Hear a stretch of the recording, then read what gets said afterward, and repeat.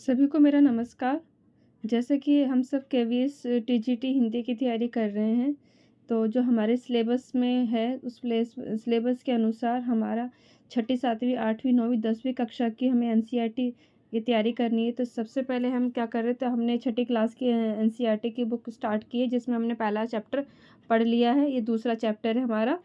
दूसरा चैप्टर है हमारा बचपन, जिसमें कृष्णा सोबती जी द्वारा ये लिखा गया है, जिसमें उन्होंने अपने बचपन की बातें बताई हैं कि वो किस प्रकार से वो खाती थी, किस प्रकार से वो क्या पहनती थी, किस प्रकार से वो अपना जीवन यापन उन्होंने बचपन में किया है, किस प्रकार से उन्होंने खेल खेले हैं बचपन में।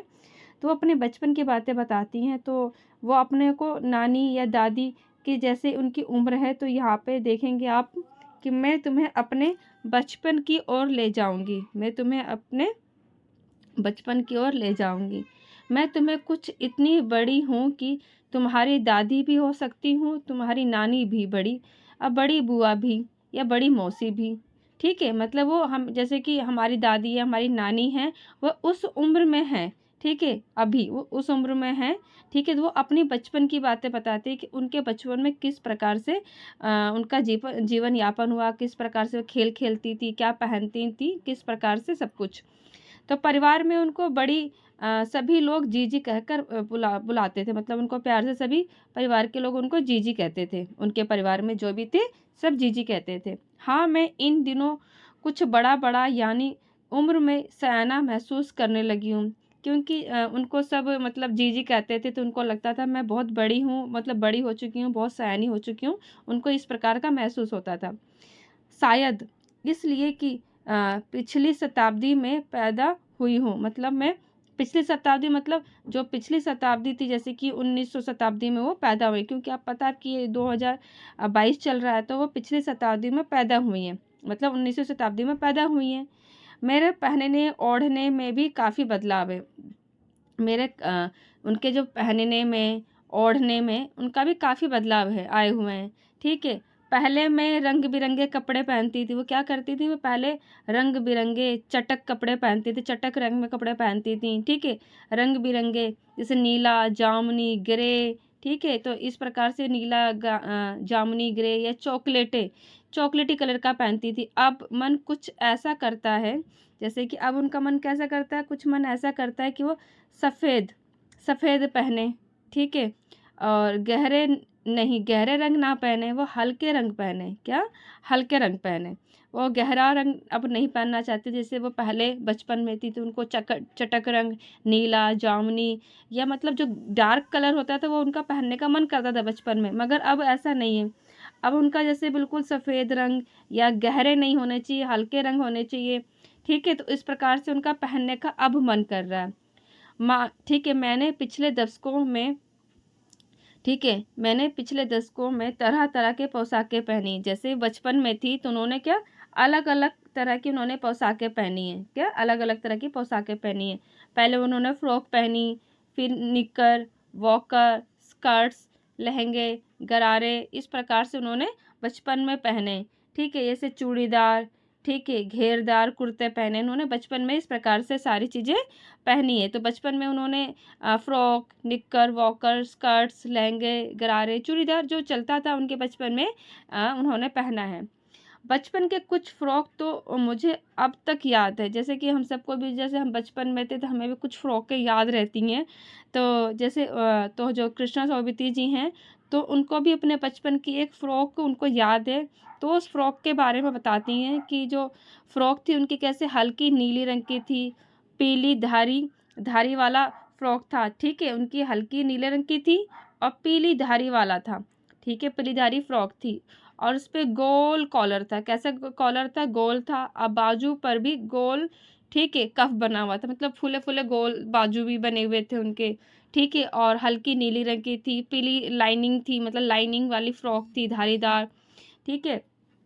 और उसका जो कॉलर था गोल था, बाजू पे कैसा था? गोल कफ था। एक हल्के गुलाबी रंग, जैसे ठीक है, क्या हल्के गुलाबी रंग, यहाँ पे लिखा है ना, एक हल्के गुलाबी रंग का एक बारीक चुन्नट चुन्नटों वाला घेरादार फ़्रॉक था। मतलब क्या, वो गुलाबी रंग का था और उस पे चुन्नटें, मतलब चुन्नटें पड़ी हुई थी, ठीक है, चुन्नटें पड़ी हुई थी, घेरेदार था। जो चुन्नट पड़ने में क्या घेरा बन जाता है, घेरेदार थी फ़्रॉक थी।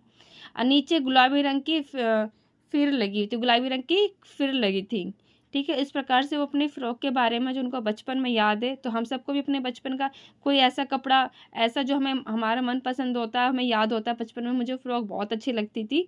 तो ठीक है, इसी प्रकार से कृष्णा चौबेती जी को भी बचपन की एक फ़्रॉक उनको याद है, तो इस प्रकार से उन्होंने विवरण किया है इस पैराग्राफ में, ठीक है। तो इस पैराग्राफ में उन्होंने ये विवरण किया है इसमें पूरा का पूरा। और उन दिनों फ्रॉक के ऊपर की जेब में रुमाल और बालों में इत्र, ठीक है। तो वो क्या करते थे, फ्रॉक के ऊपर क्या करती थी कि वो जेब में थी, जो फ्रॉक के ऊपर जेब लगी हुई थी, जेब में क्या करती थी, रुमाल रखती थी, ठीक है। और बालों में इतराते हुए, बालों में क्या करती थी, इतराते हुए रंग बिरंगे रिबन लगाती थी। मतलब बचपन में क्या, जैसे कि बालों में रिबन लगाती थी, कलरफुल रिबन लगाते थे, और वो जो फ्रॉक के ऊपर की जेब होती थी उसमें रुमाल रखती थी। वो इस प्रकार से उनका वो अपना पहनावा बता रही हैं कि किस प्रकार से वो अपने बालों का संवारती थी, रंग बिरंगे रिबन लगाती थी, ठीक है।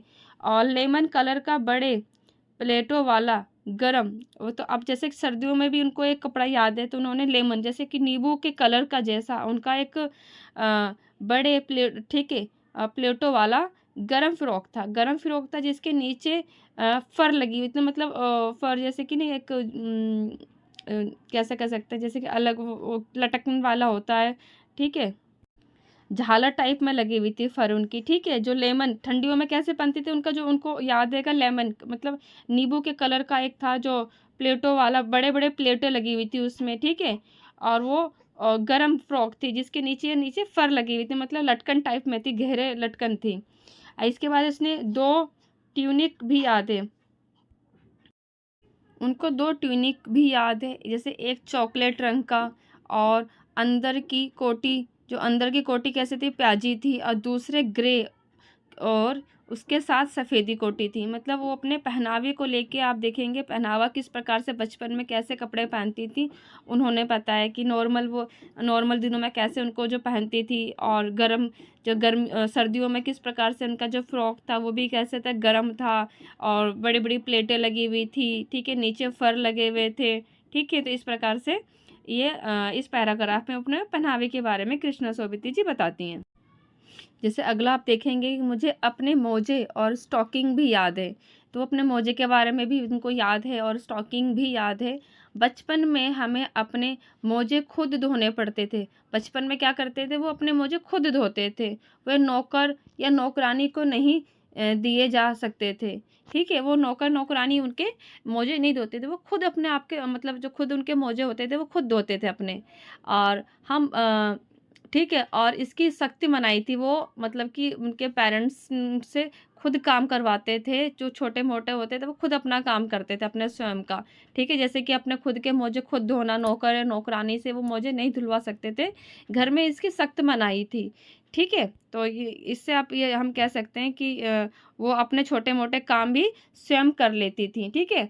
तो आगे देखेंगे हम, बच्चे इतवार की सुबह इसी में लगते थे, और मतलब इतवार में क्या करते थे, वो इसी मतलब लगे रहते थे धोने में। और धो लेने के बाद, जब वो अपने मोजे धो लेने के बाद अपने-अपने जूते पॉलिश करते थे, जूतों को पॉलिश करके चमकाते थे।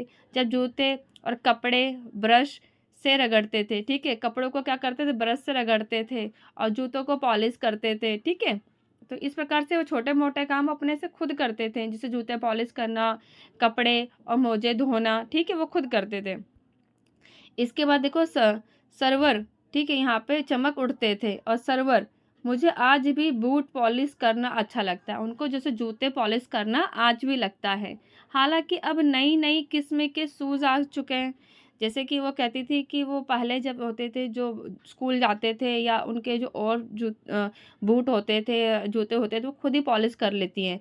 मगर आप कह रहे हैं कि जैसे कि अब तो जैसे कि नई-नई किस्म के, मतलब नए-नए जूते आ चुके हैं, नए-नए शूज़ आ चुके हुए हैं, तो उनका कहना है कि ये पहले से कहीं ज़्यादा आरामदेह, मतलब पहले के से ज़्यादा आरामदेह। तो मतलब कि अभी जो हैगा, तो इतना पॉलिश करने की ज़रूरत नहीं, कि मतलब आपके जो जूते हैं बहुत आरामदेह हैं।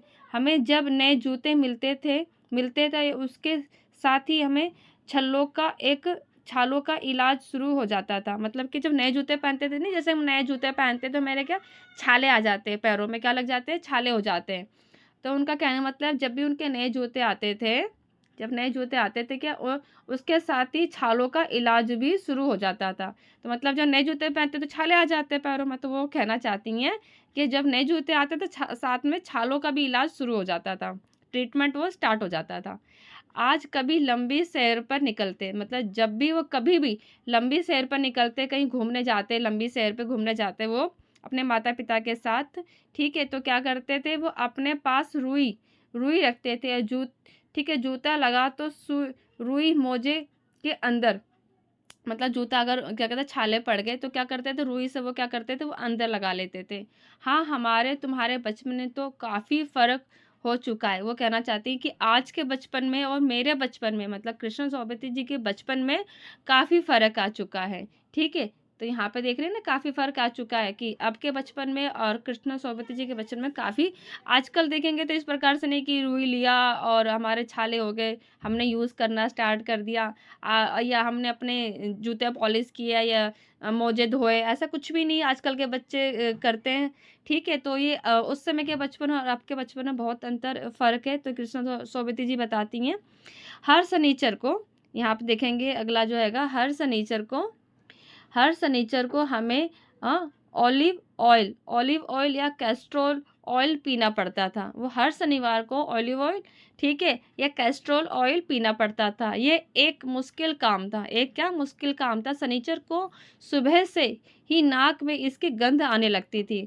तो सुबह से उनको एहसास होने लगता था अब मतलब कि कैस्ट्रोल ऑयल, ऑलिव ऑयल हमें पीना पड़ेगा, तो उसकी स्मेल उनको आने लगती थी। छोटे शीशे के गिलास जिस पर ठीक खुराक के निशान पड़े रहते हैं, उन्हें देखते ही मितली आने लगती थी। जैसे कि हम दवाई को देखते हैं ना, जैसे उल्टी आने लगती है, तो उसी प्रकार कृष्ण सोबती जी बताती है कि जिसमें वो गिलास में वो पीती थी ऑलिव ऑयल या कैस्ट्रोल ऑयल, तो उस गिलास में निशान पड़ा हुआ है, निशान पड़ गया है, और उसको गिलास को देखते ही ऐसे मितली आती है, मतलब उल्टी सी आती है। ठीक है? तो मुझे आज भी लगता है कि अगर हम ना भी पीते तो वह जो शनिवारी दवा तो कुछ ज़्यादा बिगड़ने वाला नहीं था, सेहत भी ठीक रहती। उनका कहने का मतलब है कि हम शनिवार को अगर दवा नहीं पीते तो कुछ ज़्यादा फ़र्क नहीं पड़ता। ठीक है? वो क्या कहते हैं, ज़्यादा फ़र्क नहीं पड़ता। ठीक है? अब आगे देखेंगे हम। तुम्हें बताऊँगी कि हमारे समय और तुम्हारे समय में कितनी दूरी हो चुकी है। वो कहना चाहती हैं कि जो हमारा समय और तुम्हारे समय में कितनी दूरी, मतलब कितना लंबा गैप समय है। यहाँ तक कि बचपन की दिलचस्पियाँ भी बदल चुकी है। मतलब उनके बचपन की जो दिलचस्पियाँ, मतलब काम करने की इच्छा थी या होता है ना दिलचस्पी कि मेरी इसमें है, और उस समय के जो कृष्ण सोबती जी था उनका जो खेलने का तरीका या दिलचस्पी थी वो अलग थी, और अब में वो बदल चुकी है। तो आप देखेंगे हम किस प्रकार से आगे उनकी दिलचस्पियाँ बदली हैं और इस समय के में क्या अंतर देखेंगे। जैसे हमारा अगला जो पैराग्राफ है इसमें, तो यहाँ पे याद है हमें उन दिनों कुछ घरों में ग्रामोफोन थे, रेडियो टेलीविज़न नहीं थे। मतलब क्या था, पहले ग्रामोफोन होता था, ठीक है? ग्रामोफोन होता था और रेडियो टेलीविज़न नहीं थे, ठीक है? रेडियो टेलीविज़न नहीं थे। हमारे बचपन में ठीक है, कुल्फ़ी आइसक्रीम होई थी। क्या कुल्फ़ी हो करती थी और आइसक्रीम, और कचौड़ी, समोसा, पैटीज़ में बदल गए। पहले जैसे कि हम बचपन में कुल्फ़ी खाते थे, आइसक्रीम खाते थे, मगर अब क्या हुआ, कचौड़ी, समोसे, पैटीज़ में बदल गया है। पहले के टाइम में बच्चे कुल्फ़ी, आइसक्रीम खाते थे, मगर अब के टाइम में कचौड़ी, समोसे, पैटीज़, ठीक है? और जैसे कि कृष्णा सोबती बताती हैं कि उनका बचपन में सैतूत, फ़ालसे, ठीक है? सैतूत फ़ालते वो मतलब खाते थे बचपन में ना, सैतूत, फ़ालसे या खसखस के शरबत को कोक, ठीक है? जैसे कि खसखस और फ़ालसे खाती थी, मगर अब के बच्चे क्या कोक और पेप्सी में, अब वो क्या जो हम अब के जो बच्चे हैं वो कोक और पेप्सी पीते हैं, ठीक है? तो इस प्रकार से उनका देखिए खान-पीन में भी कितना अंतर आ चुका है कि पहले के लोग कुल्फ़ी, मतलब पहले के टाइम पे कुल्फ़ी पसंद करते थे, आइसक्रीम, मगर अब क्या कचौड़ी, समोसा, पैटीज़ में बदल गया है। पहले फ़ालसे, मतलब सैतूत और फलसे खाते थे, ठीक है? मगर अब क्या कि अब वो कोक में पेप्सी में बदल गया। उन दिनों ठीक है? उन दिनों क्या ऐसे कि लिखा है, उन दिनों कोक नहीं, ठीक है? लेमनेड और मिल्टो मिलती थी। उन दिनों में क्या कोक नहीं मिलती थी, ठीक है? लेमनेड और मिल्टो मिलती थी, ठीक है? मतलब कोक नहीं मिलती थी उन दिनों।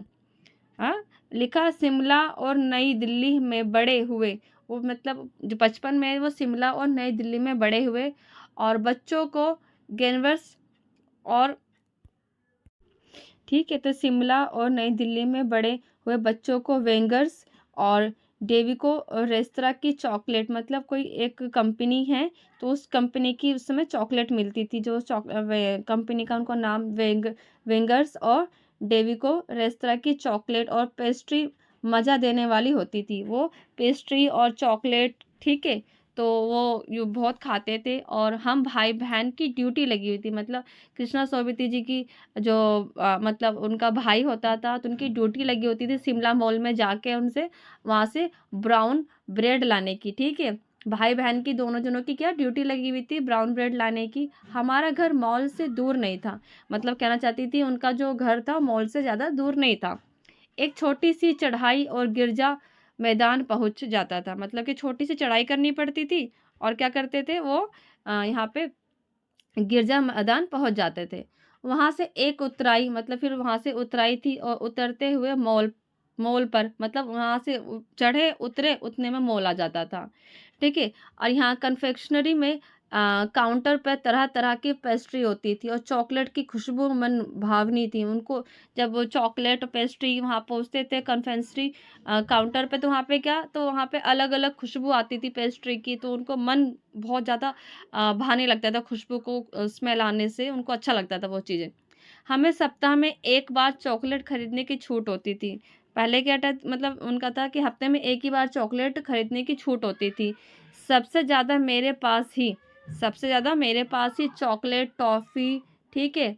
चॉकलेट मतलब कहती कृष्णा सोबती जी सबसे ज़्यादा उनके पास चॉकलेट, टॉफ़ी का स्टॉक रहता था, ठीक है? मैं चॉकलेट लेकर खड़े-खड़े कभी नहीं खाती थी। वो जब भी चॉकलेट लेके आती थी तो कभी खड़े होके नहीं खाती थी। मतलब वहाँ जैसे कि दुकान पे लिया और खाना स्टार्ट कर दिया, इस तरह से नहीं करती थी वो।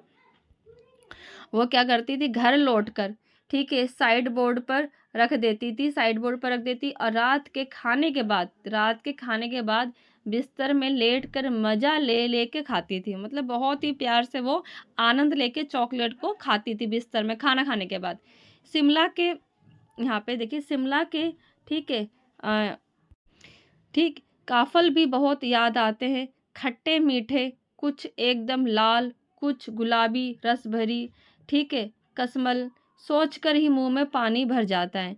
तो वो जैसे इनके खाने-पीने की चीज़ें जैसे कि काफ़ल भी बहुत याद आते हैं, जैसे खट्टे-मीठे होते थे, कलर बताते, कुछ एकदम लाल होते थे, कुछ गुलाबी, रस भरी, ठीक है? तो इस प्रकार से उनको सोच के ही उनके मुँह में पानी आ जाता है।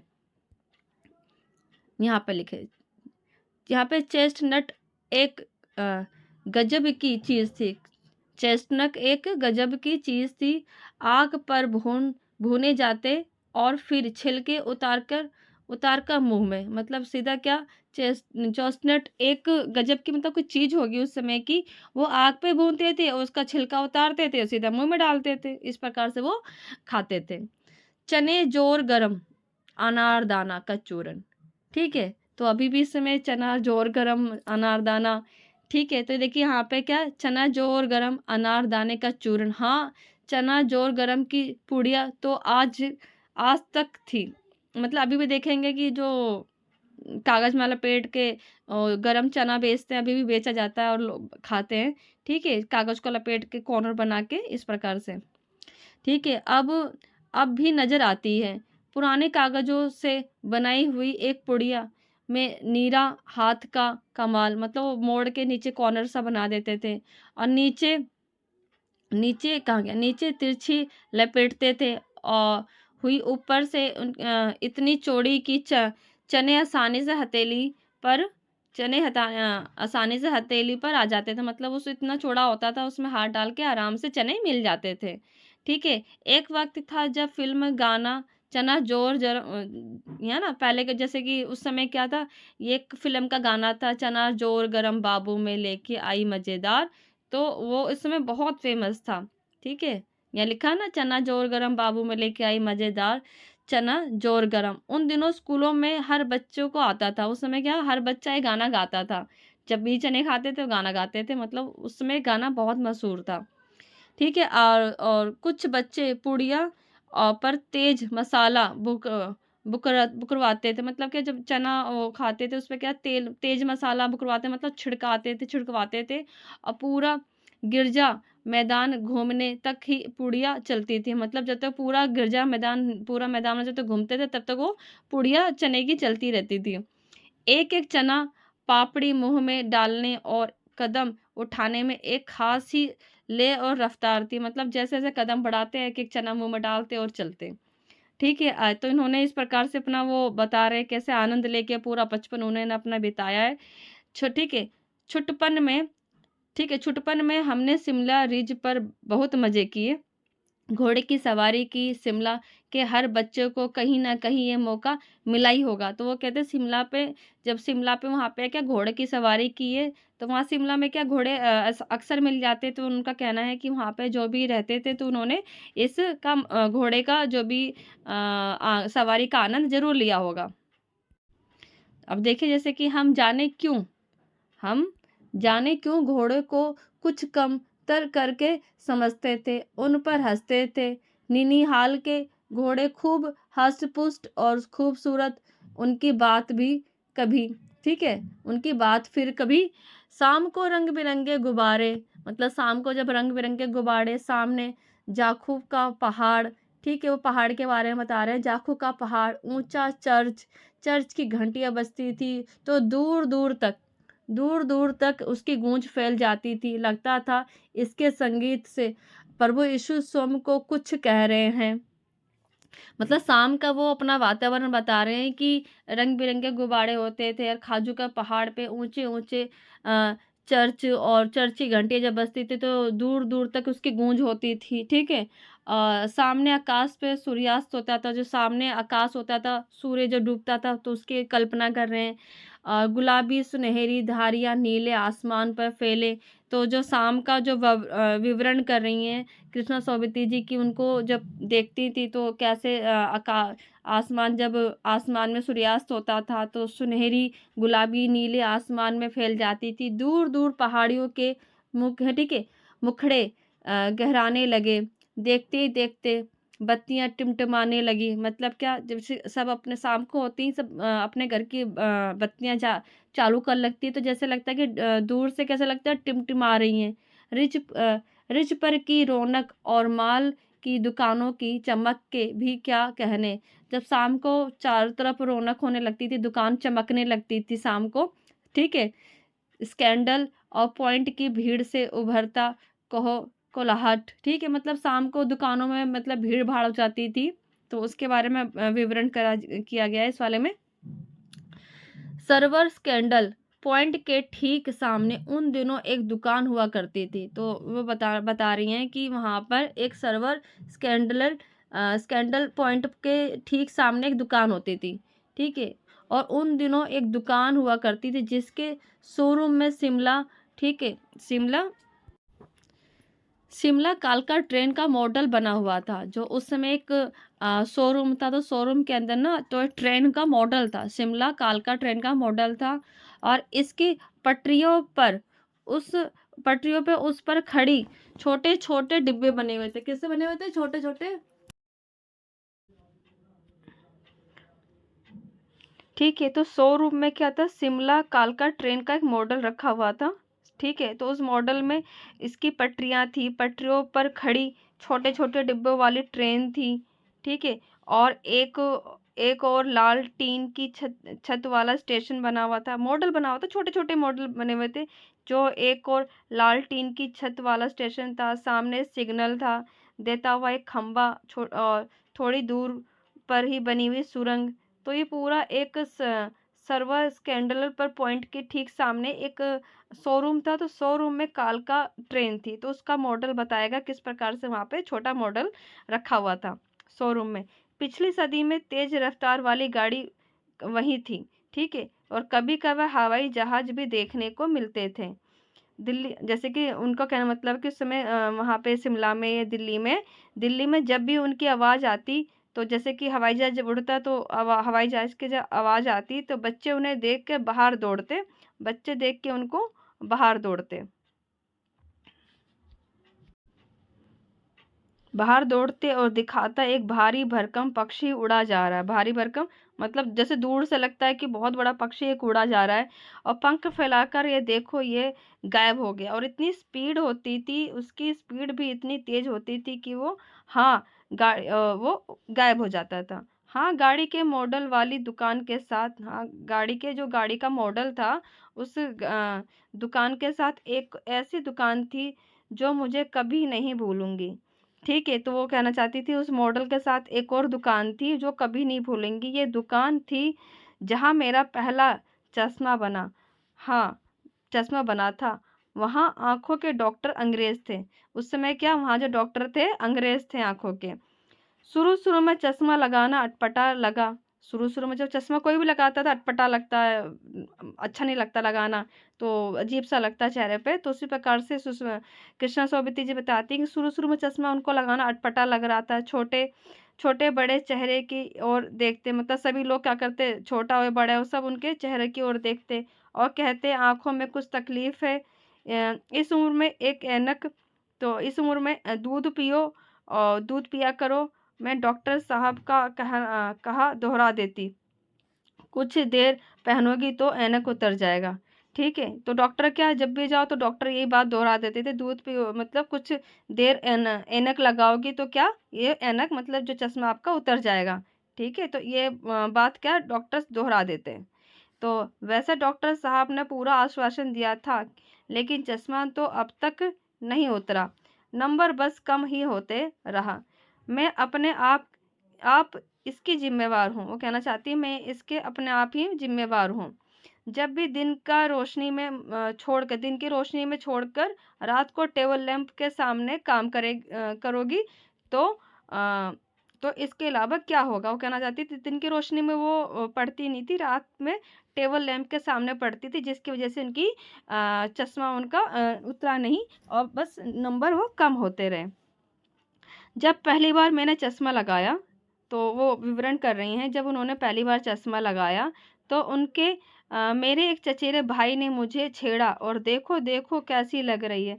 होता है ना कि हम चश्मा लगाते हैं पहली बार तो सभी कोई ना कोई कुछ ना कुछ बातें बोलता है, तो वो अपने बता रही, उनका चचेरा भाई था, तो उनको चिढ़ाने लगा। तो चिढ़ाने में कुछ पंक्तियाँ थी, देखिए किस प्रकार से उनकी पंक्तियाँ, देखिए उनके चचेरे भाई ने क्या लिखा हो, आँख पे चश्मा लगाया ताकि सूझे दूर की, ये नहीं लड़की मालूम सूरत बनी लंगूर की।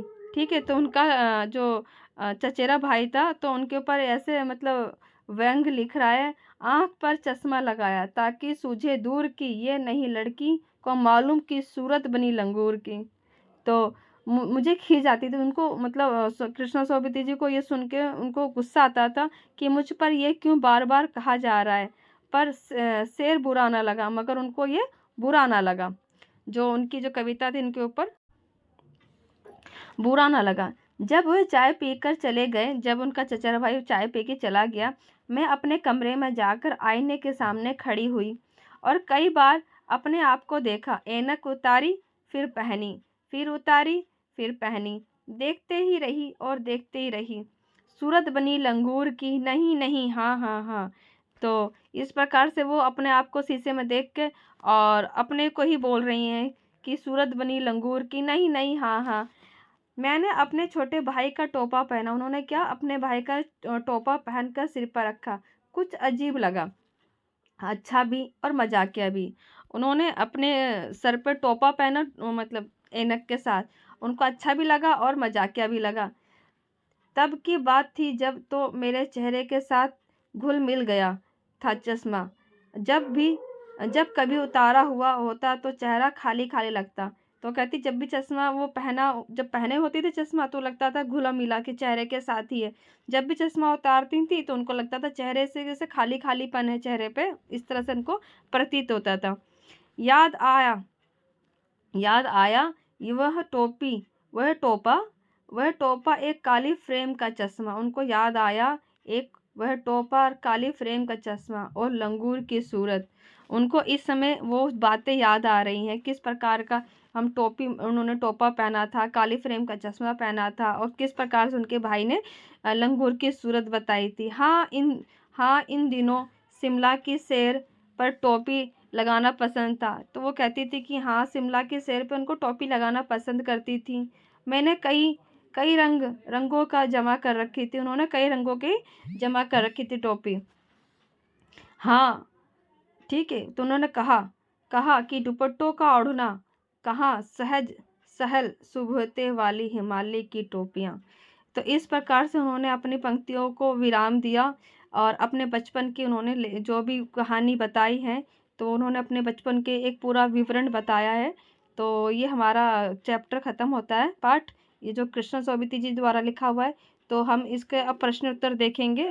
तो आपने चैप्टर बहुत ध्यान से पढ़ा, तो देखेंगे तो आप बहुत आराम से कर सकते हैं। लेखिका बचपन में इतवार की सुबह क्या क्या काम करती थी। तो जैसे आपको पता है कि वो सुबह इतवार को अपने मोजे धोती थी, जूते पॉलिश करते थे और कपड़ों पे ब्रश लगाते थे। ठीक है, तो इस प्रकार से आप कर सकते हैं। तो आपको रट्टा नहीं मारना, बस आपको ध्यान से पढ़ना और समझना है।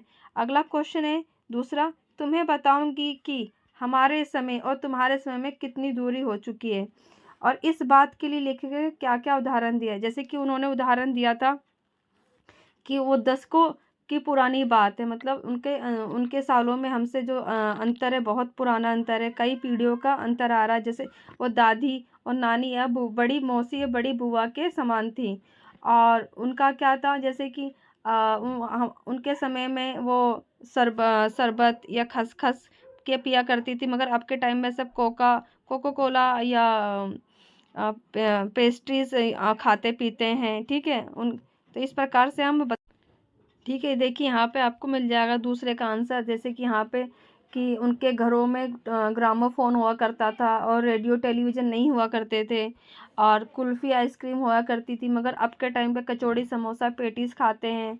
ठीक है, उन दिनों में ये लेमिनेट और विमटो मिलती थी और वहाँ पे क्या कहते हैं, उनकी ड्यूटी लगी होती थी। तो इस प्रकार से वो अपना काम स्वयं करते हैं और इस प्रकार से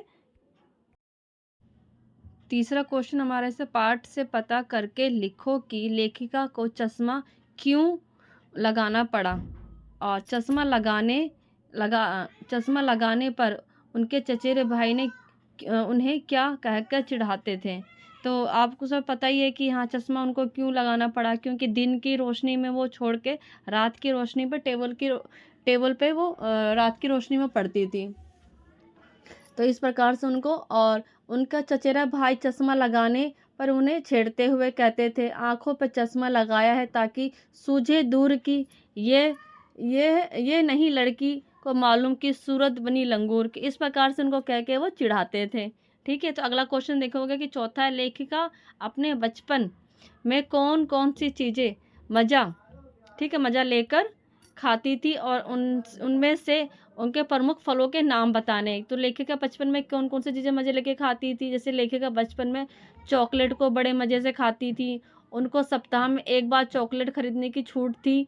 लेखिका चॉकलेट को साइड बोर्ड पर रख देती थी, फिर बिस्तर में लेट कर मज़े से खाती थी। इसके अतिरिक्त वो कुल्फ़ी, सहतूत, फलसे के शरबत, चॉकलेट, पेस्ट्री और फल मज़े से लेकर खाती थी। प्रमुख फल उनका काफल और चेस्टनट था। ठीक है, ये इनके प्रमुख फल थे। तो इस प्रकार से आपको देखेंगे यहाँ पर ये 4 क्वेश्चन हो गए। तो यहाँ पे स्मरण से आगे आप अपने से भी कर सकते हैं यहाँ पर। ठीक है, तो यहाँ आप प्रमुख जो क्वेश्चन थे मैंने आपको करवा दी हूँ। ठीक है, तो इसके ऑब्जेक्टिव हम बाद में करेंगे, तो मैं आपको ऑब्जेक्टिव भी करवाऊँगी। आप सबका बहुत बहुत धन्यवाद। आपको चैप्टर कैसा लगा प्लीज़ मुझे कमेंट में बताएं। मैं आगे ऐसे ही कंटिन्यू रखूँगी। आप सबका बहुत बहुत धन्यवाद। Thank you. आप सबका दिन शुभ रहे।